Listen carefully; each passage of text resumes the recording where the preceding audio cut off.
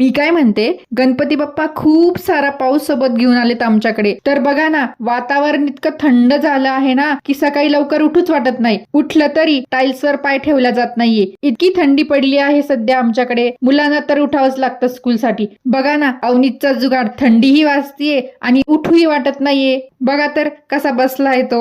आहेत ना चमत्कारी माझी दोन्ही मुलं. प्रज्ञेश तर रातीच आहे. सकाळी अवनीशचा आवरून त्याचा टिफिन पॅक करून दिला आणि आमचाही चहा नाश्ता झाला. मीही छान रेडी झाले. आता बाप्पा घरात आले तोपर्यंत जमेल तेवढं ट्रॅडिशनल वेअर करू म्हटलं. मस्त फेस्टिवल वाइब्स येतात मग, हो की नाही? छान तयार झाले आणि लागले बाप्पांच्या आरतीच्या तयारीला. त्यासाठी आधी प्रसाद बनवून घेतला. ओल्या नारळाची बर्फी बनवली होती, त्यालाच मी मोदकांचा आकार दिला. बघा तर कसे दिसतायत बर्फीचे मोदक.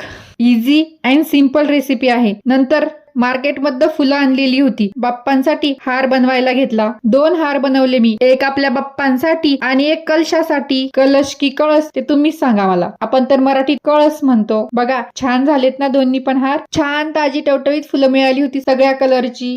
काही निवडून घेतल्या मी. 2 जुड्या बांधल्यात बघा मी त्याच्या, दोन्ही गणपतींसाठी. बघा तर एवढं लाल जास्वंद नाही भेटलं बघा मला या 2 दिवसात.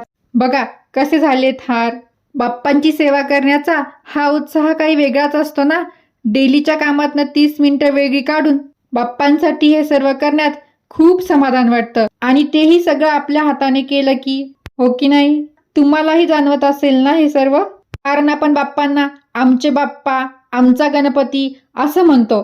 त्यात जो आपलेपणा आहे ना, त्यामुळे त्यांच्यासाठी हे सर्व करताना एक वेगळीच एनर्जी येते असं मला तरी जाणवतं. आणि फुलांचा हार दुर्वा अर्पण केल्या आणि आरती करून बाप्पांनाही प्रसाद अर्पण केला.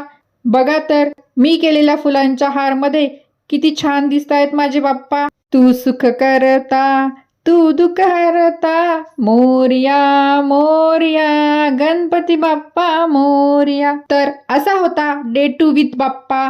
कसा वाटला व्हिडिओ नक्की कमेंट करून सांगा आणि एक लाईक नक्की करा काही आवडला असेल तर. बाय.